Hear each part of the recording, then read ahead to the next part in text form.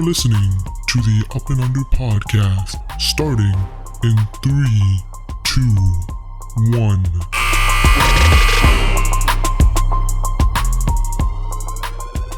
Yo, what's up, guys? Welcome into the Up and Under podcast. I'm your host, Hani. Joined with me remotely is Zishan.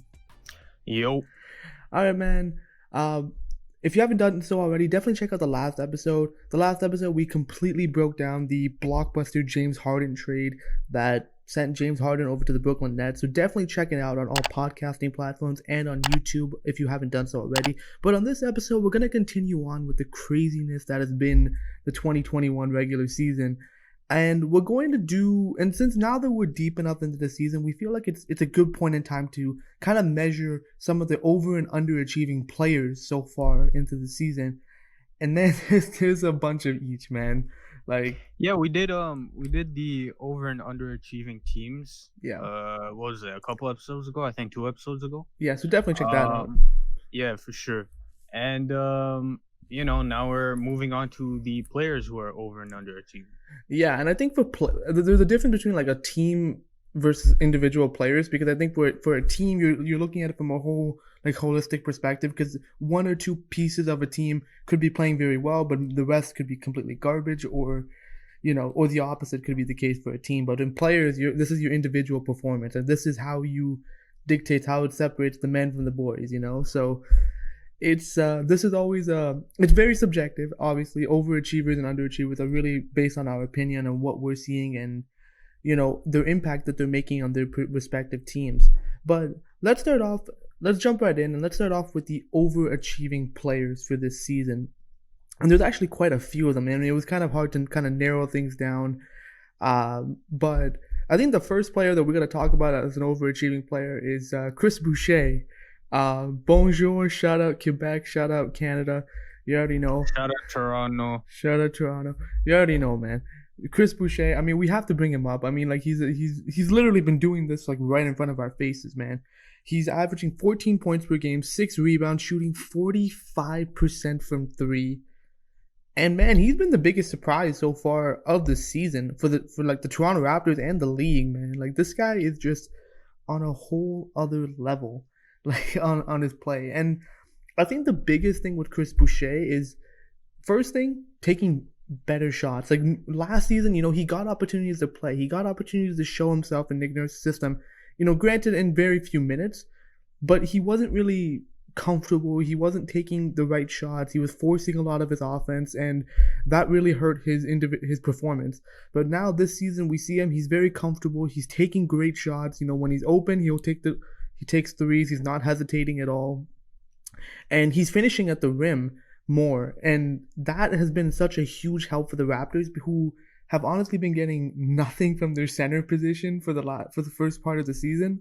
To have a guy in Boucher who can actually hit a layup inside as a 7-footer is very much appreciated as Raptor fans.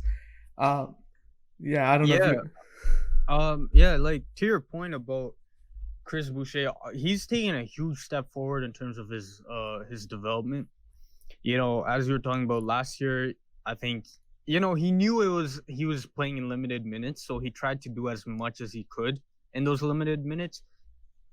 To his fault sometimes, right? You talk about him, and he admitted it himself, right? He would chuck up bad shots, right? Random threes. Like, his shot selection was not good. He was not a great finisher at the rim. He added, what do you say, like 15, 20 pounds of muscle. He got stronger at finishing at the rim. His shots been looking good. It's faster, actually, when you notice his shot. Now, again, his release is unorthodox, but I mean, it goes in. So that was one of the main things the Raptors also worked with him in the offseason, him and Matt Thomas particularly, to make their shots a lot faster. And you're seeing the dividends of it. And to your point, too, the thing that makes Chris Boucher's leap so special is because it comes at the most opportune time for the Raptors, because of the fact that prior to Aron Baynes' last 3 games, no big men on the Raptors were doing absolutely anything except for Chris Boucher. Chris Boucher was the only reliable big man the Raptors had in the rotation. So the fact that they're getting this out of him is great for them, because they needed this at this exact point in the season. And I think the key thing with Boucher is that he's bringing consistency every single night. Like he's consistently delivering, and he's just been a spark off the bench for the Raptors. Another element of the Raptors that a lot of people have been complaining about is, including us, is the bench. The bench has been atrocious. Like there's nobody off the Raptors bench who can consistently give them production besides Chris Boucher, and that's just been a huge boost for this team, man. So Chris Boucher has just overall just been fantastic this season. I think at this point he's in the running for most improved player. If he keeps this up, he's in the running of sixth man of the year at this point, especially considering how lackluster the Raptor bench is. They need all the help they can get. But I think there's one drawback with Chris Boucher, and I think it's something that there's not really a ton he can do about it. In certain physical matchups, it's just not as advantageous to play Chris Boucher. Those matchups are just tough for him to overcome. For instance, what I'm referring to is, let's say he's going up against like a big center like a Yusuf Nurkic or like a Nikola Jokic or one of those old school traditional style like tough centers. Bam Adebayo. Or we just saw him get abused by Miles Turner. Yeah, Miles Turner. Again, we're talking about bigger, stronger centers who are more physical, and force Chris out of his game. And I think, he's a skinny guy. He has the Kevin Durant issue where, it's tough for those guys to put muscle on their frame. With Kevin Durant, he's more of a perimeter player, so he doesn't necessarily have to, take on that punishment. But as a big, you kind of have no choice. You kind of have to take what you can get, man. So, but regardless of the fact that he has those physical limitations, he's still been fantastic this season. He's been an amazing player for the Raptors. I hope he keeps it going, because this is a level of production that I didn't think Chris Boucher had within him. Well, I'll scratch that. I mean, he was a MVP, a G League MVP and Defensive Player of the Year in the same season. So Hakeem Olajuwon of the G League. I guess so, but again, like this just comes to show you where, like, a guy, you give the guy an opportunity, and this is a guy who takes an opportunity and takes full advantage of it. So Chris Boucher is definitely a player who's overachieved to start the season.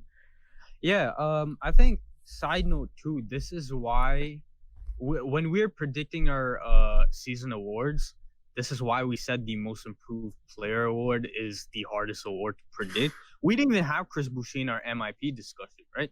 Kind of disrespectful, I guess, for us as Raptors fans. Well, I mean, he came out of nowhere.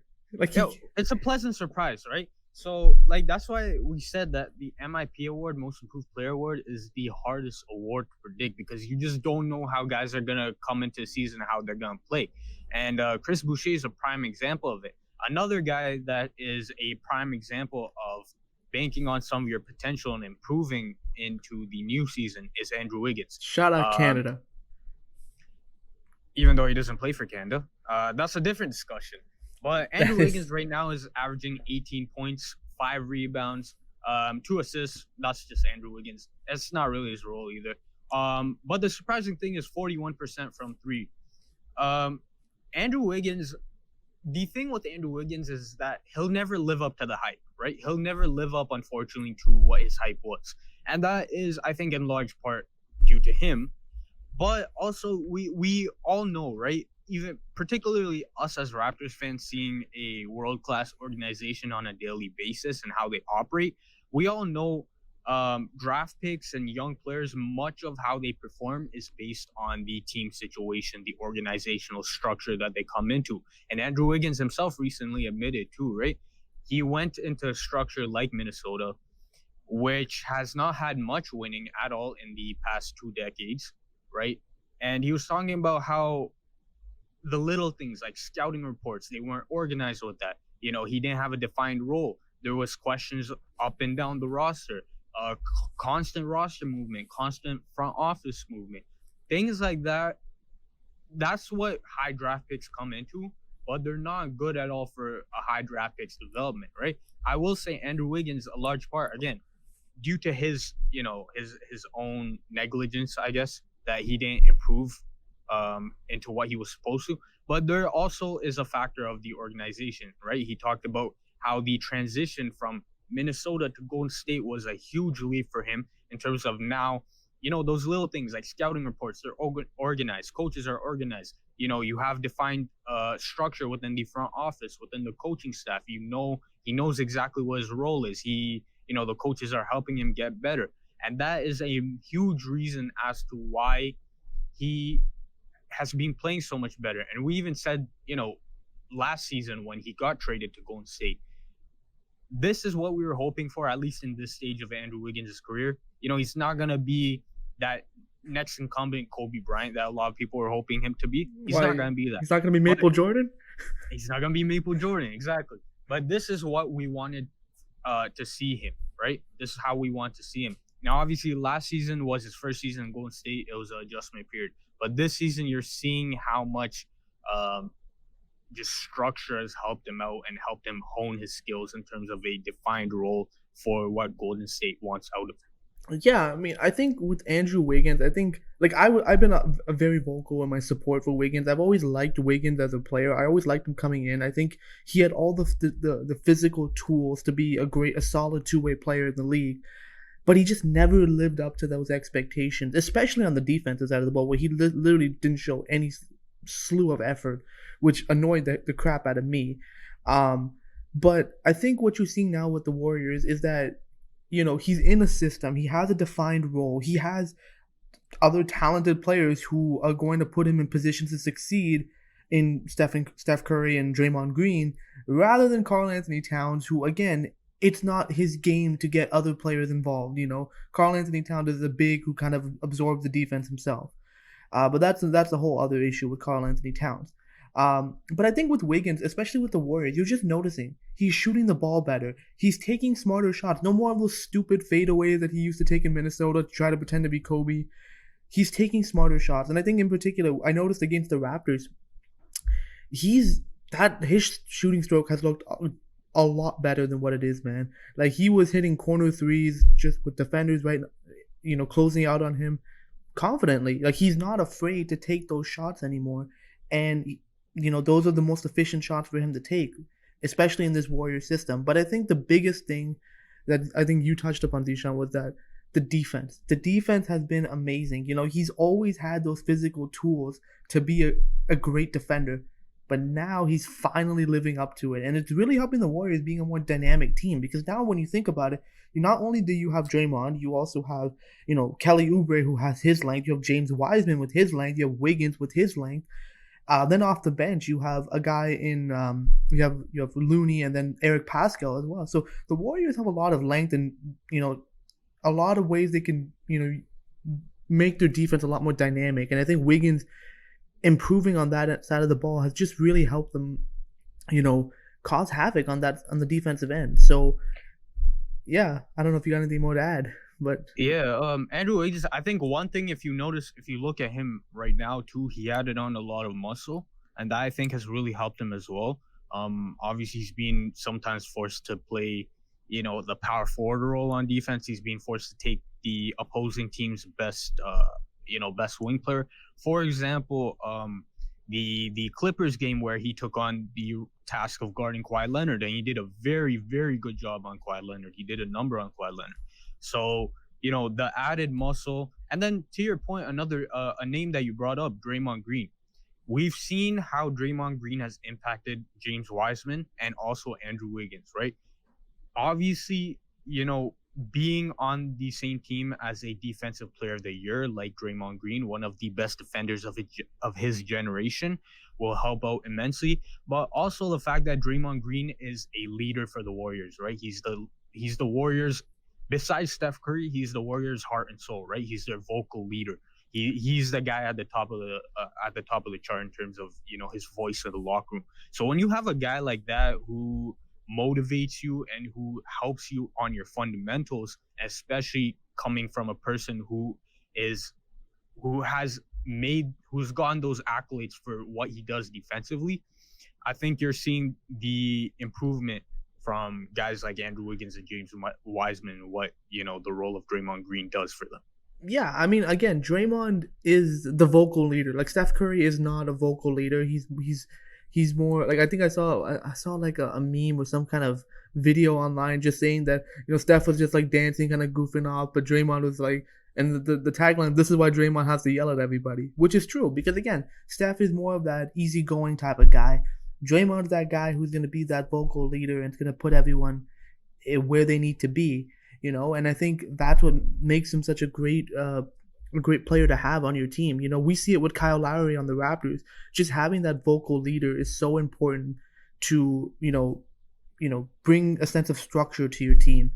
But I think one more point about Andrew Wiggins quickly is the fact that his experience with Jimmy Butler, I think, helped him in this situation too, because of the fact that Jimmy Butler was the first, I think, guy that like really, really toughened up guys like Karl-Anthony Towns and Andrew Wiggins, right?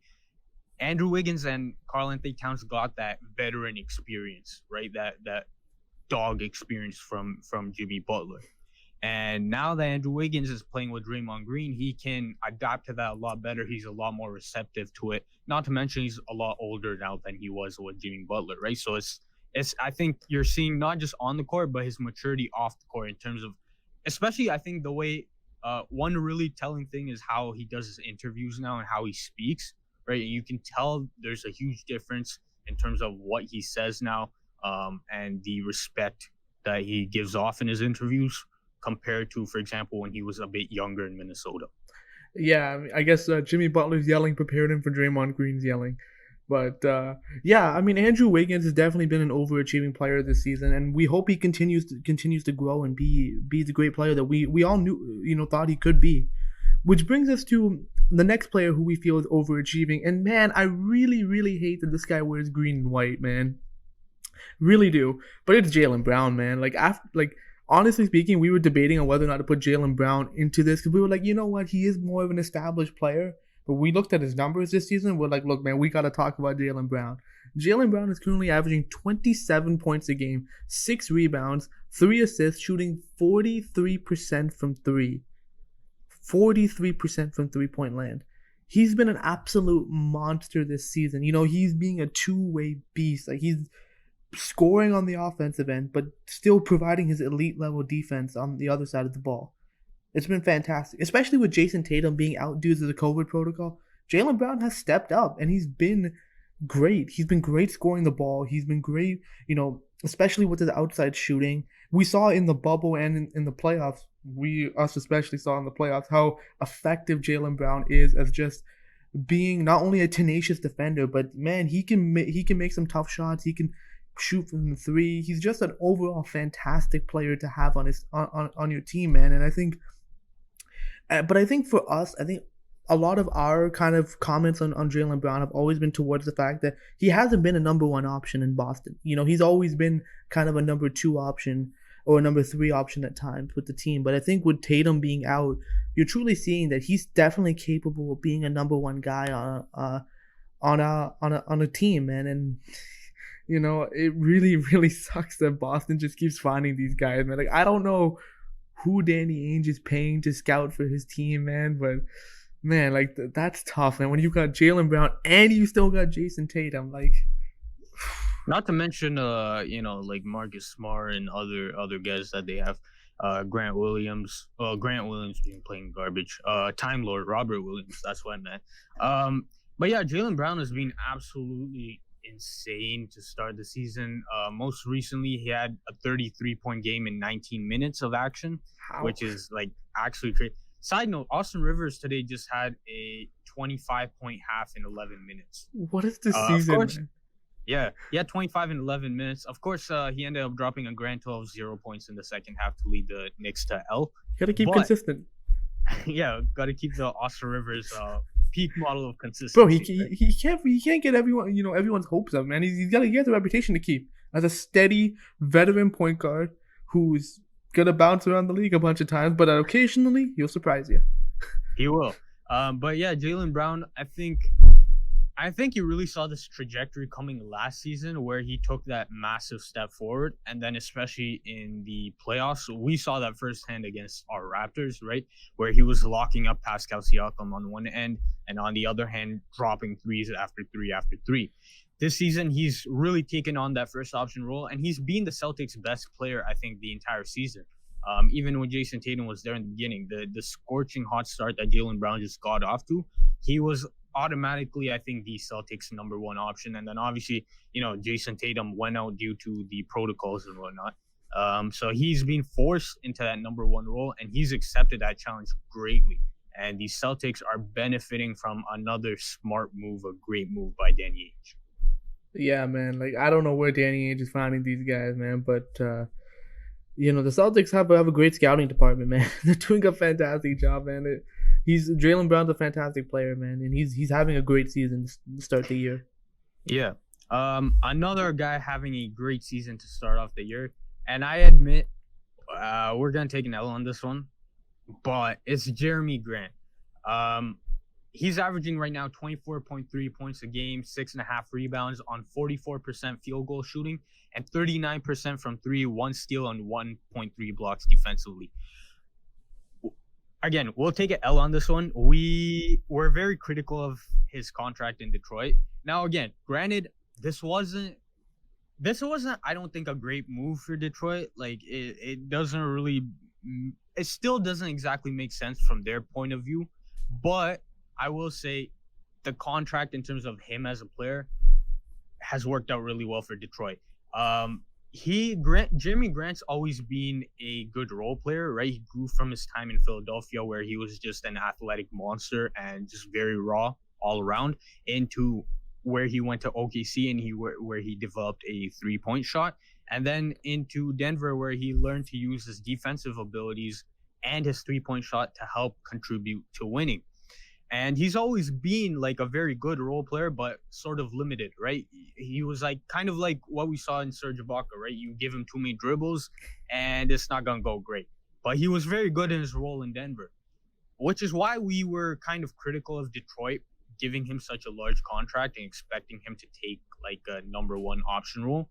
But Jerami Grant has improved so much to the point where he's added an off the dribble game. He can catch and shoot now. He's shooting off the dribble. He's driving to the paint. He's running the pick and roll off. Now that the defenses are keying in on him, he's finding those cutters. He's turned himself into a very, very complete player, which is why he's probably the lone bright spot for the Detroit Pistons, and he's the only reason why they haven't been getting blown out every single game, because he's turned himself into a legitimately all-around player, great all-around player. Yeah, I mean, I think Jerami Grant is a perfect example of a player that's truly, like, when you give him time to develop, when he's the guy who's constantly adding to his game, you put him in a situation where now he has the minutes, he has, the role to go out and play at a complete level, completely. You can see that he flourishes in that. And I don't think we ever doubted that Jerami Grant was talented. I don't think any of us, could say that, this guy had no potential to do this. I think I'm referring to his contract, where we mentioned about his contract. I don't think we were even concerned about the amount. Now, yes, now does the amount make a lot more sense? Absolutely. Because now you can see, now you're getting a full, complete player. You're paying him close to max level dollars for it. Makes total sense. I think that the thing with the contract was that now you're putting up these great numbers. You're being a fantastic number one option for the problem is it's with the Detroit Pistons, who are currently dead last in the Eastern Conference.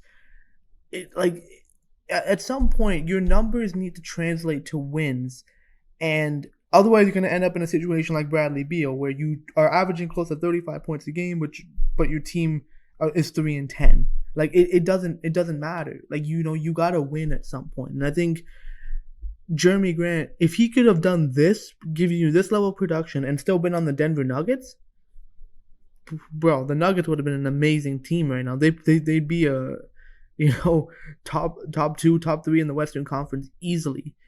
The main thing with the Nuggets is that they're missing defense, right? So they let Mason Plumlee walk. They let Jerami. Well, they had Jerami Grant, but he decided to go to the Detroit Pistons for the exact same amount that Denver was offering. I think that's what a lot of people have a problem with Jerami Grant, because of the fact that, it's not like Denver was offering him less money. Denver was offering him the exact same money, but he wanted to go to Detroit, where he knew he was going to be losing a lot, but he wanted to showcase that he's a much better player than he was able to show in Denver. Now, again, I don't really fault him for that aspect of him choosing Detroit. But at the same time, like he's sacrificing a lot of winning that he would have had in Denver. Now, the one thing about this situation, though, is that Jerami Grant's still young, and he signed a 4-year contract with Detroit, meaning he still has at least probably one more contract after this contract. And so that he can probably, now that he showcased himself into a possible, all-star maybe, right? Now he can take another contract after this one with a winning team and hopefully, maybe lead them to a championship if that's his goals. Yeah, I mean, again, it really, like, I don't fault him for taking the money and taking the opportunity with Detroit. I just think that, it came down to role for him, and he didn't want to play, second or third fiddle anymore. He wanted to be the main guy, and I think, good for him, man. He's having a fantastic season, and I think if he was playing for any other winning team but Detroit, I think he'd be far more recognized for his achievements. But he's been having a fantastic start to the season, no doubt about it. Which brings us to our final pick for an overachieving player, and he's a player that's been in our MIP discussion. We had a couple of episodes ago, so definitely check our awards episode out to get the full details on what we predicted about this player. But we're talking about Collin Sexton. Collin Sexton has been a very surprise for me in particular. I think Zishan really called him to be a better, a lot more high on him than I was. But, man, Collin Sexton has just been balling out, man, to start the season. He's averaging 25 points a game, getting a couple of rebounds, 4 assists. But I think the big thing, shooting 46% from three-point land. Like, that's fantastic. He's been great this year, scoring the ball. I think he looks far more comfortable. Like, from what I've seen of Collin Sexton, he looks more comfortable. His shot selection has been far better than it's been in his previous couple of seasons. And the three-point shot, it looks better. It's going in at a more consistent rate. He's just really polished up his offensive game. He's even finishing at the rim very well. Not to mention he's been very clutch. He's not afraid of hitting big shots and big moments. As we saw hitting that huge shot over Kyrie Irving. Beating the Brooklyn Nets twice in a row. Fantastic work by Mr. Collin Sexton right there. Everyone liked that. Yo, man. Besides Brooklyn fans. Well, I mean, again, he balled out. Like, he went shot for shot with Kevin Durant, Kyrie Irving, and James Harden. Like it or not, he did that. He literally did that. And it's amazing, man. Like, I for a player that I didn't really have a lot of hopes for, the fact that he's come out and he's doing his thing, man. He's balling out, and he's really becoming a good cornerstone piece for this Cleveland organization. Yeah. Now you guys know that we don't watch that much college ball, but for me personally, Collin Sexton has been on my radar ever since he nearly led his team to a win in a 3 versus 5 situation, and he single-handedly carried his 2 other teammates against a full set of 5 players. So you already saw that from day one. Like, his heart is there. He's a very feisty player. He's gonna work very hard. He has all the intangibles. It was just about, could he put it together? Could the game slow down for him? Would the IQ side of the basketball court, would that translate well? And you saw maybe in his first season, he was a bit rusty. He started off very poorly. It was not going well for him. But over, this last stretch, over, this past season as well, you saw the game start to slow down for him. You saw him, to your point, start to take better shots, start to make better decisions, not just drive towards the help defense, right? Be able to run the pick and roll better, be able to find his teammates a bit better. Now, obviously, he's a shot maker, right? He's not really the guy that'll get his other teammates involved as much. That's more of Darius Garland's role, right? He's the more natural facilitator. But Collin Sexton in his game has improved that aspect of his game as well. So you're just seeing a young player start to take the next step, for the game to start to slow down for him. And yeah, to your point, like Cleveland has a nice collection of talent now. They're really building themselves out of the post LeBron era, right? Where, as you saw in the first time that LeBron left, Cleveland really had nothing going for them except for drafting Kyrie Irving, Tristan Thompson, right? This time around, they're doing things a bit better. Right now, they have a nice core in Collin Sexton, Darius Garland, Isaac Okoro, who they drafted. Now they got Jarrett Allen in trade, right? So now they're building a really nice core, and not to mention the fact that even at this young stage in a lot of their careers, right, they're not expected to win that much, right? They're not expected to even make the playoffs. But the fact is that they're winning games. They're winning against Brooklyn. They were right there until the end versus the Lakers, obviously, until LeBron went crazy. They're being very competitive, and that's, I think, the most you can ask for from a young team who's not expected to win anything. And that's a very good sign for Cleveland fans of what's to come and what their future is, hopefully. Yeah, man. I mean, overall, man, Collin Sexton has just been having a fantastic start this year, and so has the Cleveland Cavaliers. Like you said, like the biggest thing that you want for a young organization is a team that's going to have heart, a team that's going to be able to compete every single night, and I think that's what this Cavs team has been able to do. Obviously, they still have some issues with as far as moving some big contracts that they don't longer need anymore, and etc. But as far as collecting young talent, they're doing the right things, and I think it's starting to look like something going on in Cleveland right now. Yeah. And then we're gonna have some honorary mentions quickly. He's been waiting for this one. We're not gonna talk about them that much because I think we've talked about them. First off, my guy Christian Wood. He's an honorary candidate. We're not gonna talk about him because of the fact that, first of all, I've already talked about him a lot, and second of all, I've been talking about him as a good player from last season, not just this season where a lot of people have been noticing him. I've been saying that he's a very, very good player ever since last season. So for me, he's not really an overachiever because I've seen this happening since last season. Second guy that we want to bring up, and I will take credit for this, especially I think you were much lower on him than I was. But we're talking about Gordon Hayward. Gordon Hayward is looking, a lot of people are like, oh, he's looking like his Utah self again. No, he's not looking like his Utah self again. This is exactly what Gordon Hayward's been throughout his career, minus, the 1 or 2 years off, obviously, after he snapped his leg. Nobody's going to be the same after that. But he's regained his form. He's not back to his Utah self because this is what he's always been. The problem is he was pretty much the fourth option on the Boston Celtics, right? You had Jason Tatum, you had Jaylen Brown, and then you had Kemba Walker ahead of him. So he's not going to be able to get the touches that he needs, especially the fact that he's more of a facilitator, right? Rather than a score-first type of player. But then once he starts facilitating the ball with the ball in his hands, he can start shooting, he can start popping those threes, he can get into a post, he can get into his mid-range area, right? And he can run the pick and roll. Now you're seeing him drop consistently 25 points a night. 6 assists, 4 assist games, 4 rebound games, right? You're seeing the all-around brilliance of Gordon Hayward. And listen, man, I called it.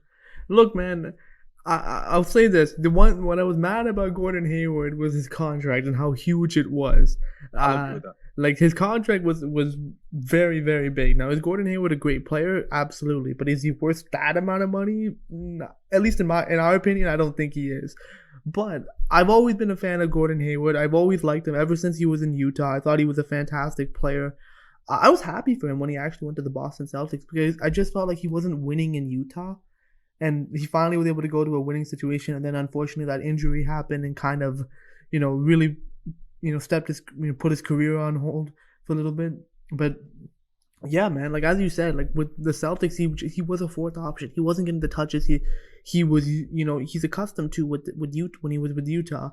But now you see it with Charlotte. Now he's getting those touches again. He's also been a leader in that locker room because he's one of the oldest players besides Bismack Biyombo on that team. Shout out Bismack, yo, my guy. But Gordon Hayward is getting busy. It is getting busy, yo. Biz always is busy.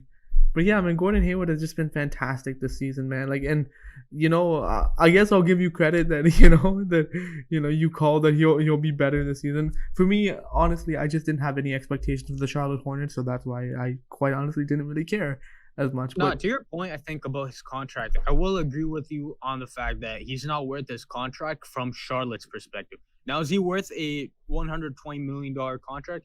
It's debatable, but I think in terms of what the market is at this point, I think it can be argued that he's very deserving of that contract based on the type of player he is and the market that the NBA is at right now, the salary cap expectations. The problem I think that both of us had was that Charlotte, out of all teams, was the one who got him, right? Charlotte, who has no aspirations of winning and is focused on developing their young players. yeah, If you add Gordon Hayward to that, you're not winning anything immediately with Gordon Hayward. And then also you're decreasing touches, you're taking away touches from guys like LaMelo Ball, Devontae Graham, Miles Bridges, PJ Washington, right? So I think from that perspective, that's what a lot of people, including us, had a problem with Mitch Kupchak for doing, right? Because of the fact that, like, if you're Charlotte, why do you need Gordon Hayward? Like, there's no. yeah. I get that you're getting a good player and a good presence in the locker room, but at the same time, like, there's another huge contract from Mitch Kupchak, and we know from Mitch Kupchak does not have a good precedent when it comes to giving veterans big contracts.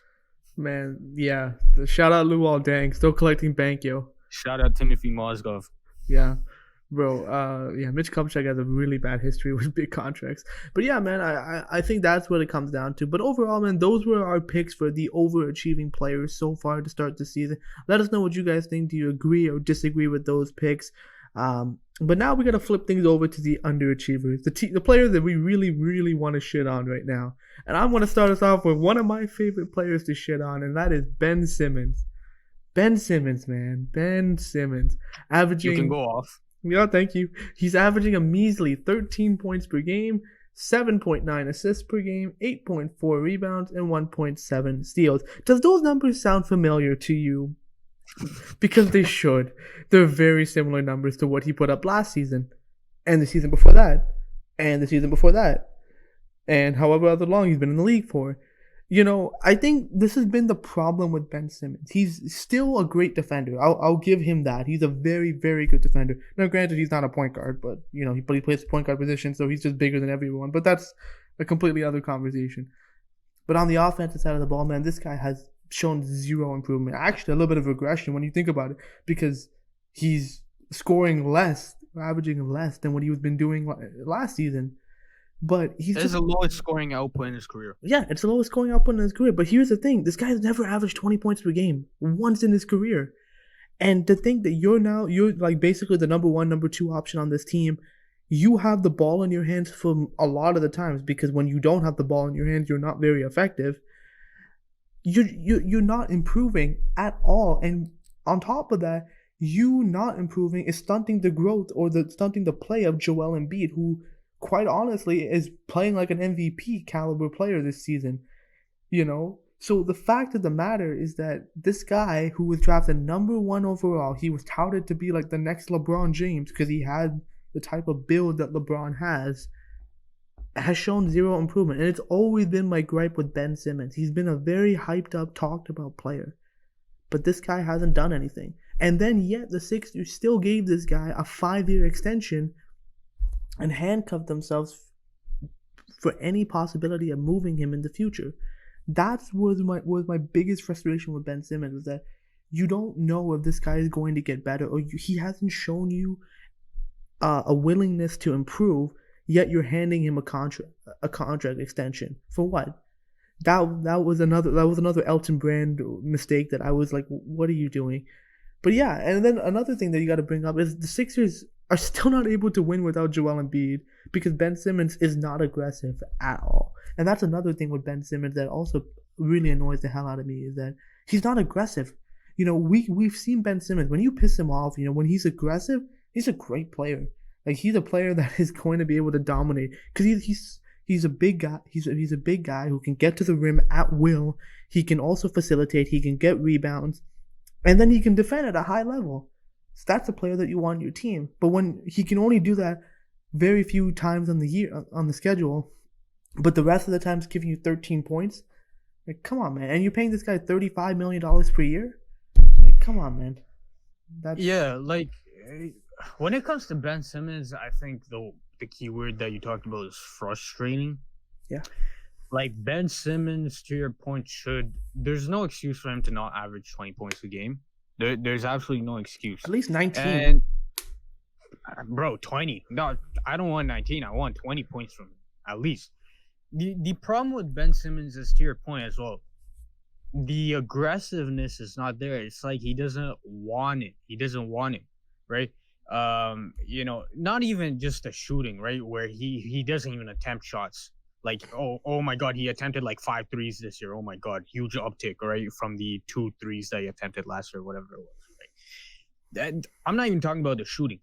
It's just the overall, what he does on the offensive end, right? And we've seen this in the playoffs. He'll bring up the ball, right? Either if there's an open lane, a completely open lane, then he'll go for a layup. If there's even one body in the paint, he's not going to go for a layup. He'll stop, and then he'll pass the ball out, and then either he'll stand on the wing or in the corner, or he'll go to the dunker spot where he takes up space for Joel Embiid, right? And that's my point. That's the thing that screwed them over in the playoffs.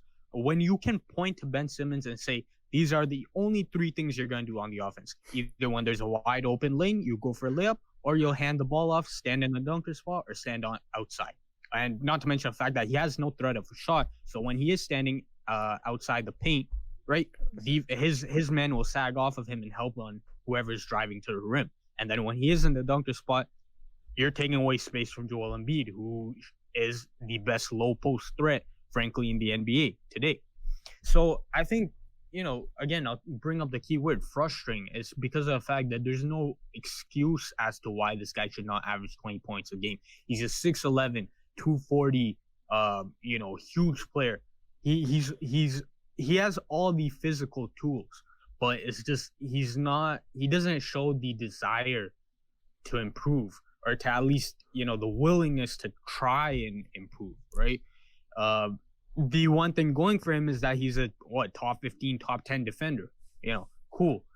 He's a great passer. Great. But the problem with him being a great passer is if you have no other threat on offense, your passing will be very limited in what you can do, because people will be able to close up passing lanes if you're not going to be a threat to shoot the ball, right?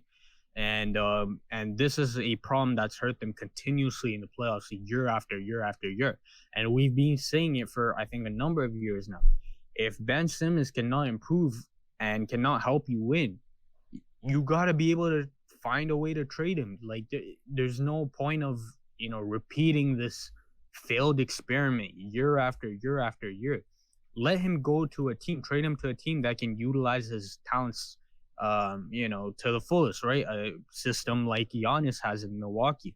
Both are not great shooters. Both are, big bodies, and both, can drive to the rim at will, or are supposed to drive to the rim at will, right? Let him go to a system, that maximizes his talents that way, instead of letting him spend his time in Philly, where, frankly, guys like Tobias Harris have played better than him this year. Seth Curry. I mean, Seth Curry is, at this point, I would say Seth Curry is maybe more important than Ben Simmons on the offensive end, because of what Seth Curry can do for you alongside Joel Embiid, right? It's a very frustrating situation with Ben Simmons. Yeah, I mean, it's a good thing you brought up Giannis, actually, because at least with Giannis, his weakness is his jump shot, but at least you can see growth in that department. You can see him taking more shots. You can see his stroke improving every single season. And that's debatable. Well, I mean, he's attempting them. He's taking those shots. He's working on them constantly. The thing with Ben Simmons is he doesn't shoot the ball at all. He doesn't even, at least, like, if you take a couple of shots, at least, like, you can psych the defense. You can at least try to psych the defense out that, oh shit, maybe I should step up on him. He might actually hit a couple of these, and because at the end of the day, these are NBA players. They're gonna bound to be hitting a couple of shots here and there. So at least do that. But Ben Simmons doesn't even do that. And when you come back to try to trade him, if he's not going to improve, well, you kind of handcuffed yourself, because you gave him a contract extension when, quite frankly, he didn't deserve it. And now, I mean, I've been on I would still look to shop him at the trade deadline or shop him in the offseason, but this guy is giving you nothing, man. And he's really stunting the growth of your team, especially if Philly gets another early playoff exit. Yeah. And the fact, the issue is that not only does it seem like he's not getting better, based on his point total this year. Now, again, Doc Rivers is optimizing Tobias Harris a lot more based on, what Tobias Harris can do. And that's why you've seen the improved production from, guys like Tobias Harris, Seth Curry. Doc Rivers is maximizing a lot of the other guys a lot more, right, in this offense, which is why, that contributes to Ben Simmons' drop-off in points. But the problem is, you can still say that not only has he not gone better, he's sort of kind of regressed, right? At least a bit on the offensive end. And that's a massive, massive problem if your star player is not, first of all, not improving in a key weakness of his, but actually regressing. And, that does not bode well for the 76ers' fortunes. Yeah. I mean, we have a lot to say about Ben Simmons, man, but we got to move on. We have a few other players that we need to bring up, which brings us to the next underachieving player, in our opinion. It's unfortunately it's Aron Baynes. Baynes has just had a very rough start to the season, man. He's averaging 5 points per game, 5 rebounds, shooting an abysmal 26% from 3-point land. And I think a lot of fans, especially Raptor fans, were really hoping this guy was gonna come in and replace what Marc Gasol and Serge Ibaka gave us. And honestly speaking, for us, we didn't expect him to come in and do that. We didn't expect him to completely replace what these guys do, because Marc Gasol and Serge Ibaka, you can see they're great players in their own right. But we didn't expect Aron Baynes to be this bad, man. At times he's just been unplayable. And I think the biggest problem comes to, first of all, his shooting. His shooting means that when he's not shooting the ball well, it means he's a liability on the floor. We can already see him and Pascal Siakam just it doesn't work because there's such a big clog in the middle of the floor, because Baynes just isn't a threat to score on the perimeter, and Pascal needs space to operate inside. So that's already another problem.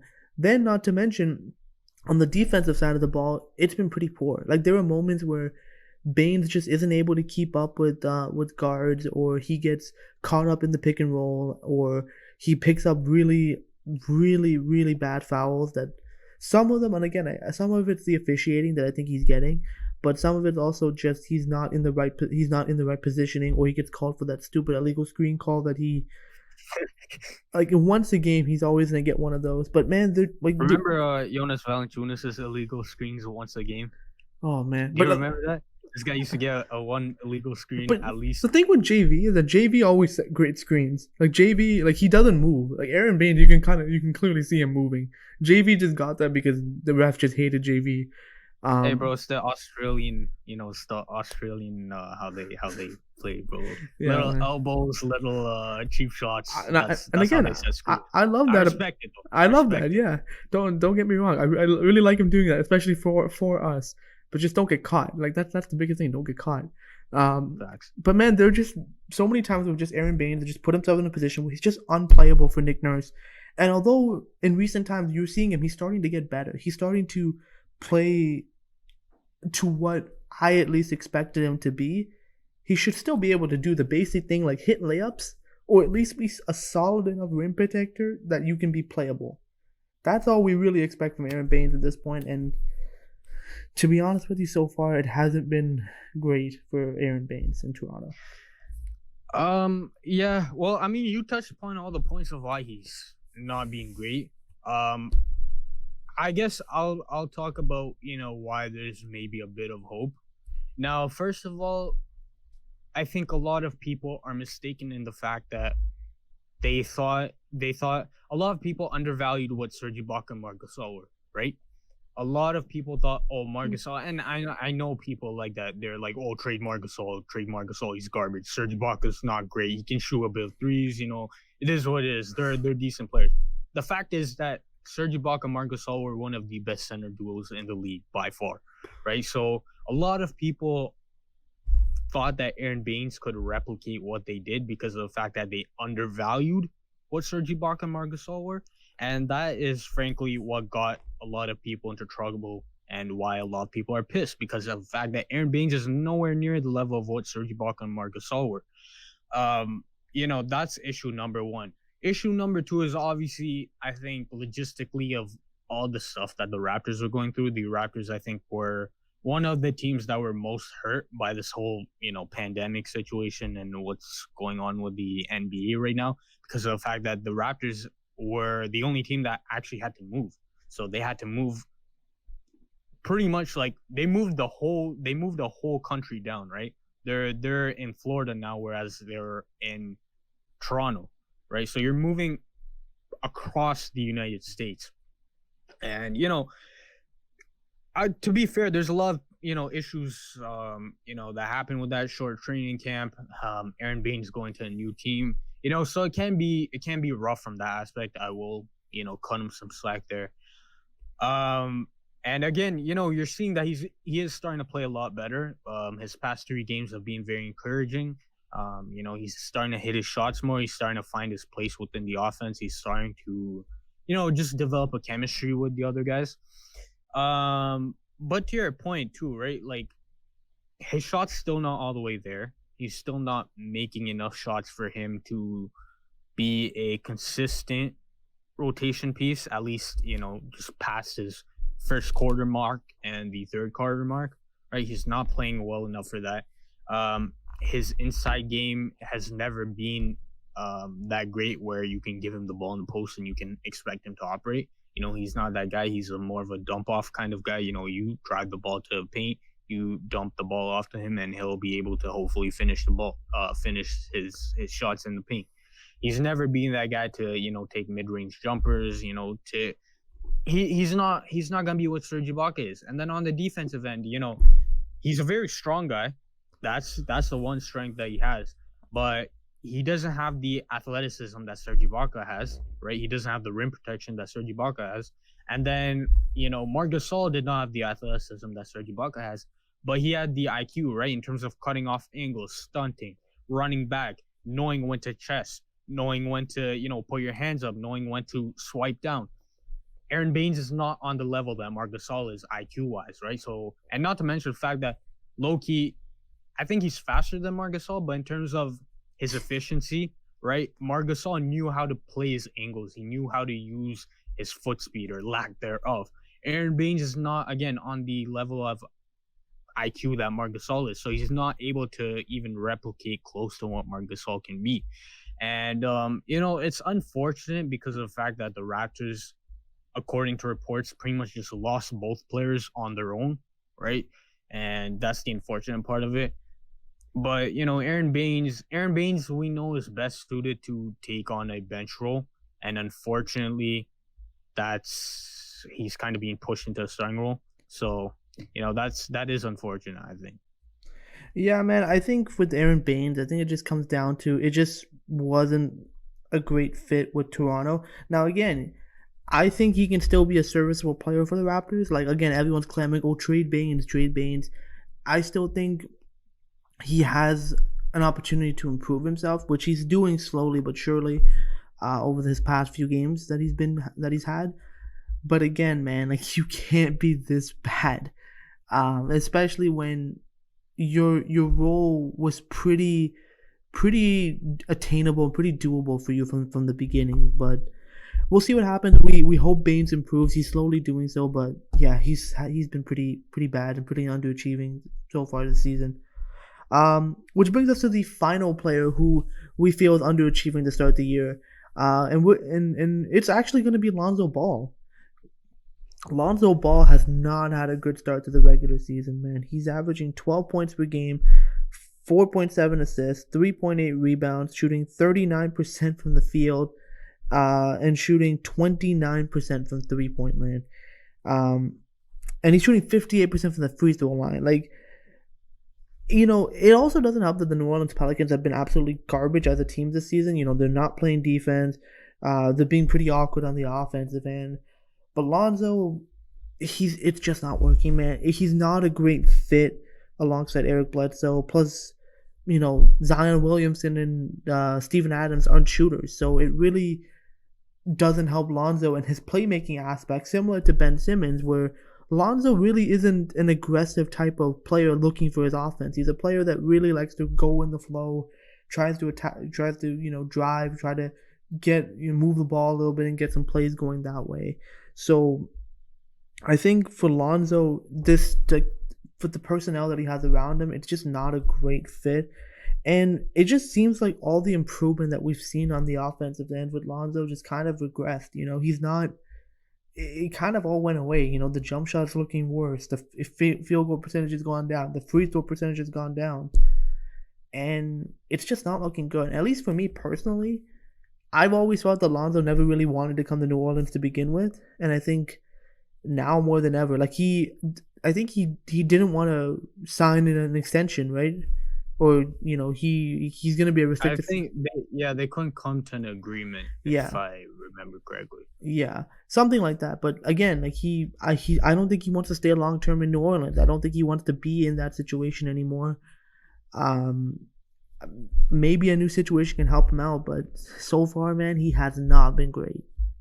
Yeah, I think for Lonzo, I think it points to a bigger situation for the New Orleans Pelicans where they started off great, but then they have really, really regressed. And, the team as a whole has not played well. Zion Williamson, for example, you can point to the fact that he's averaging 22 points. Oh, my God, Zion Williamson's averaging 22 points. He's making SportsCenter every night, dunking on somebody. But the problem is Zion Williamson has not been doing anything else, right? He's not shooting the long ball. He doesn't have a mid-range game.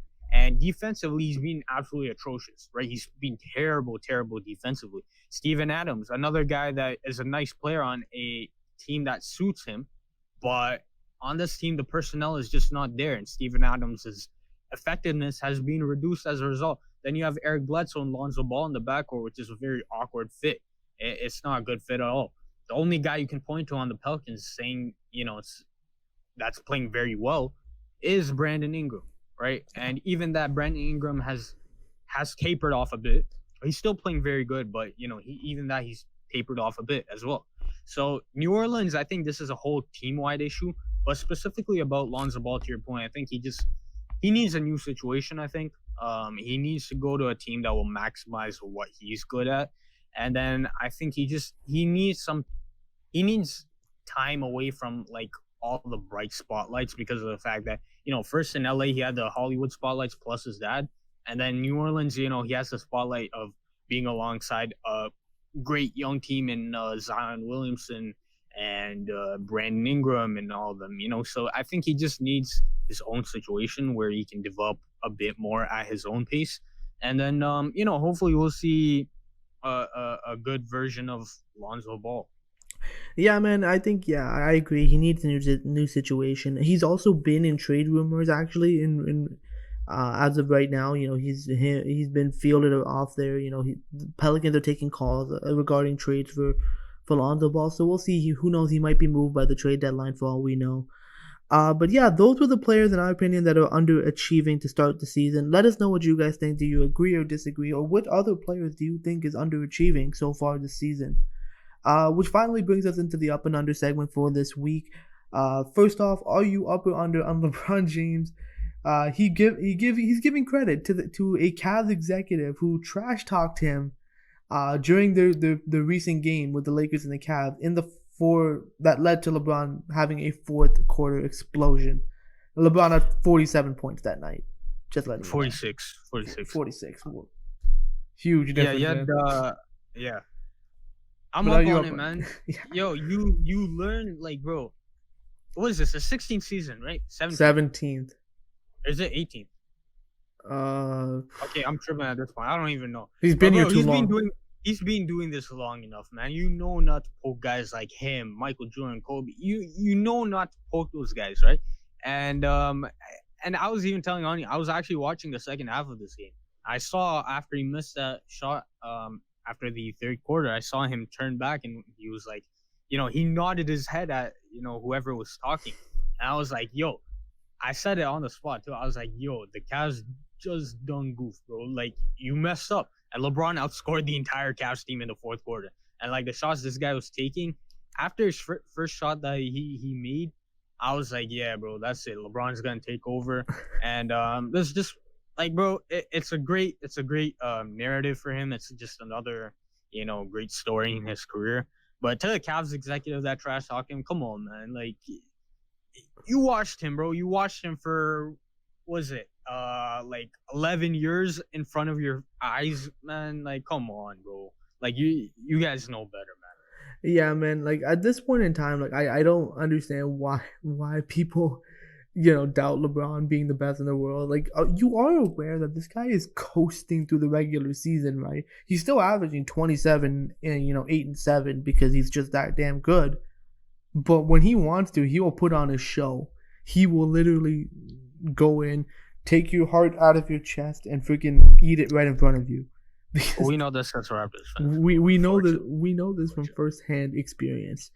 Firsthand trauma. Oh, firsthand trauma. PTSD. When you see LeBron spinning the ball in front of Serge Ibaka, you know it's game over right there. Him pretending to sip drinks in the middle of a playoff game.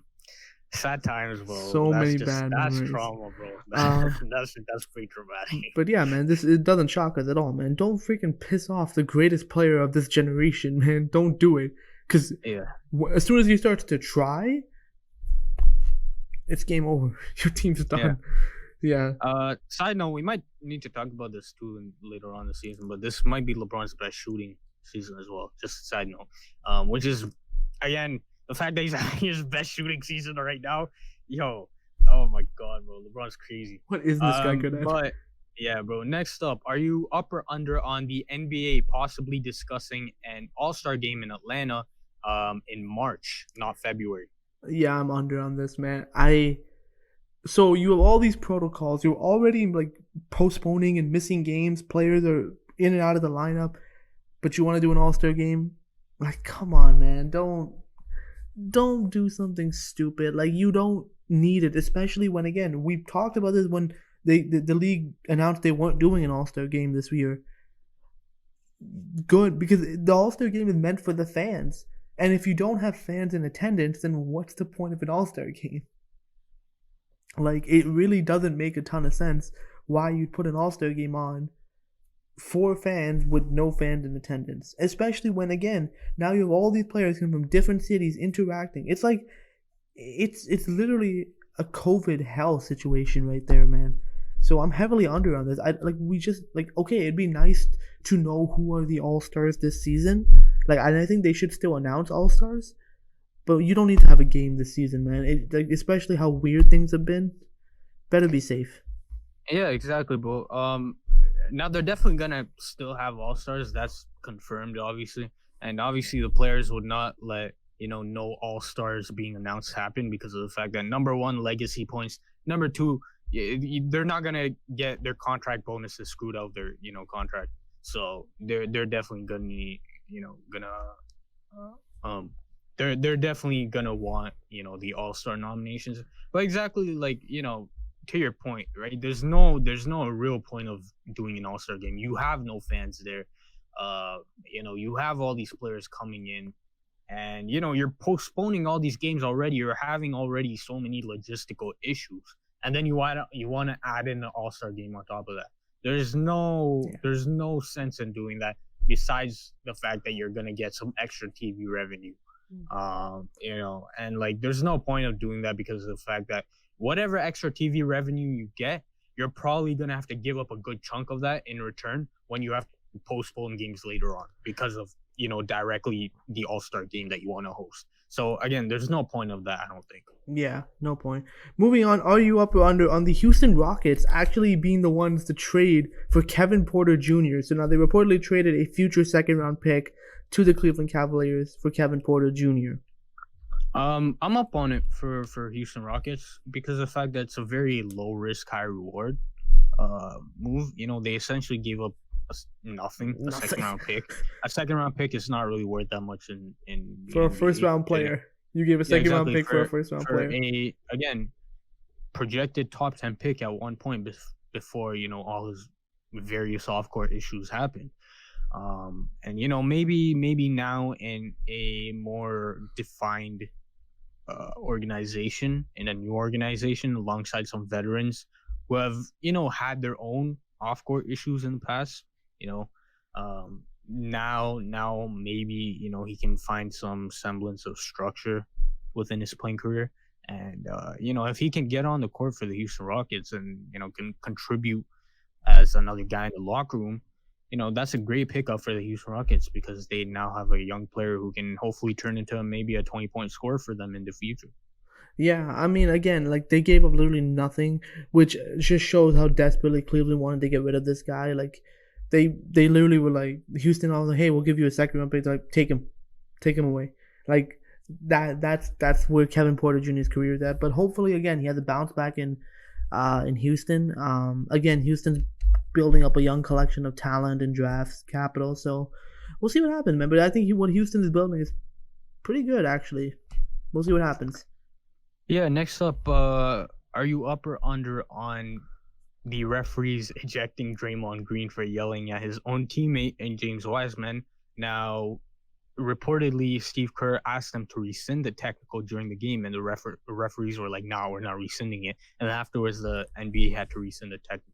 So are you up or under on this whole Draymond Green technical situation? Well, I'm under on it from the perspective that this is just another example of how poor the officiating has been, or how lackluster it's been for the last few seasons now. Like, it's been a few seasons now. We've seen consistently where the officiating is just, at times, it's just bonkers. It's just like, what? Like, why would you make this call now? Or why are you, like, when an official is a key reason that decide the game. For instance, I gotta go back to when Damian Lee had that clear flop in front of the official, but he got a foul call late in the game. Like, there was no need for a foul call on that in that situation. I don't care if there was contact or not. That's a last second shot. There is bound to be contact. He didn't need to fade away.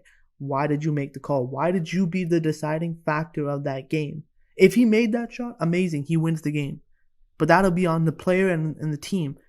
But now, in this case, that game is, in our opinion, tainted. As being Raptor fans, they were like, what the hell? The refs basically screwed us over because there was no need for it. And again, there's just been so many instances where it's like, there's no need for a call here, or there's no need for an official to get involved here. But, they've just been doing these kind of things. And I think this was a very laughable, very comical example of that. It's like, come on, man, you're yelling at your own teammate. It's not like you're yelling at another player.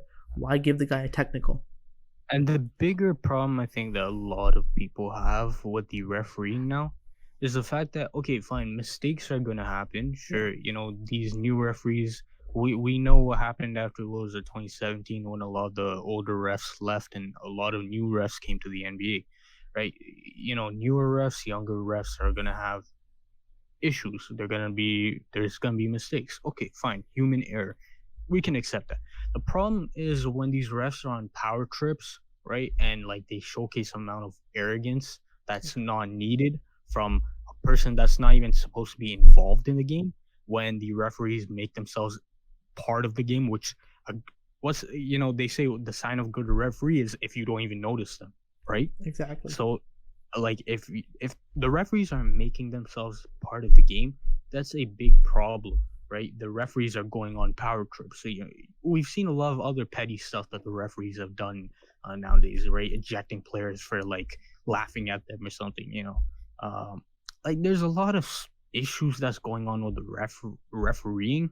That's not just the human aspect of error that happens, but it's more than that.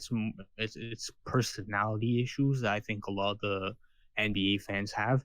And I think this is a point I got to bring up before we end the episode is, there's punishment for players, right? There has to be some sort of punishment for the referees. Now, I'm not saying, suspend referees if they make a bad call or something. Obviously the referees are going to have error, right? It's going to happen. But things like, if you remember, when that referee headbutted Sean Livingston and then ejected Sean Livingston.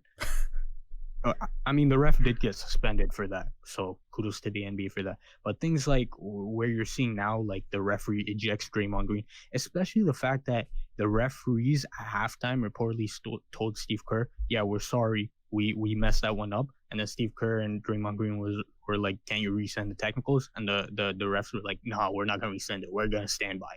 And things like that is like, why, man? Like, why are you going on your power trips, bro? Like, why?